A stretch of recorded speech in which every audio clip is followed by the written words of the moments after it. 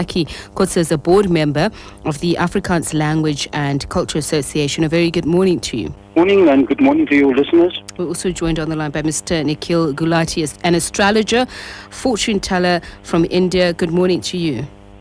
Good morning, and good morning to your viewers. Ms. Gqina Mhlophe, as you know, is a well-known storyteller. A very good morning to you, ma'am. Good morning, SAfm listeners. I'd just like to read some SMSs before I come to my guests to get your point of view on this. Skumbuzo writes, my mother used to say we must not eat while there's lightning. Job in Kimberley says, how about blow Mondag as in Blue Monday? Malvern says, in football, when a team is taking a penalty, the male spectators pull... Okay, I can't read that. When the penalty is missed.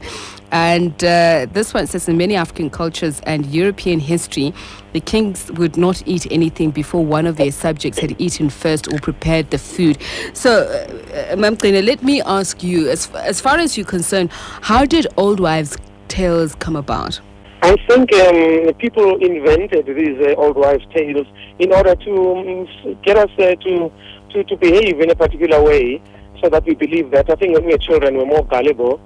When I was a child, something that relates to my line of work as a storyteller, our grandparents, if you asked them to tell you a story because you loved it so much, they told you, Haibo, you can't tell a story in the daytime, you will grow horns. So we grew up knowing not to ask for stories in the daytime. There was a lot of work to be done, I think. They didn't want to be bothered by children wanting stories. Some people still ask me today if I'm not scared of growing horns since I tell all these African stories in the daytime. And Mr. Gulati, what is the practice in India, and how much do people practice what they preach, so to speak, when it comes to these old wives' tales?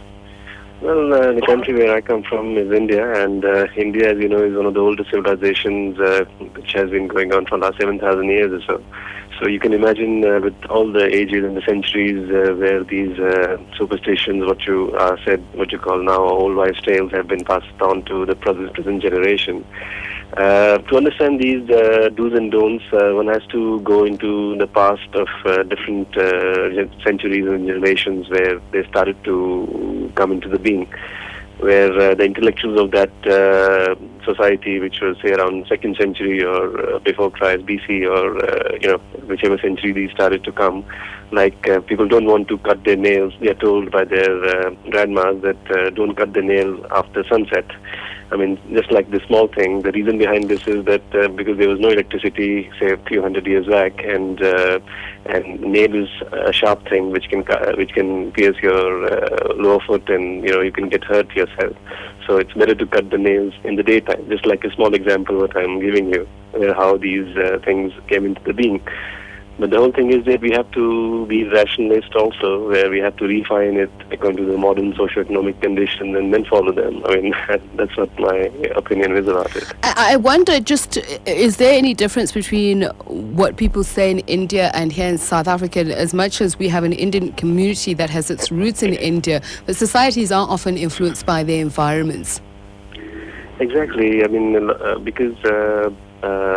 it's more or less the same. I think people follow that side. Here also people are following more or less the same things, but in a different way. Let's put it that way. Saki Kotse, just to come back to you, are there cultural differences in South Africa? I mean, we're a multicultural society about these old wives' tales. Yes, definitely.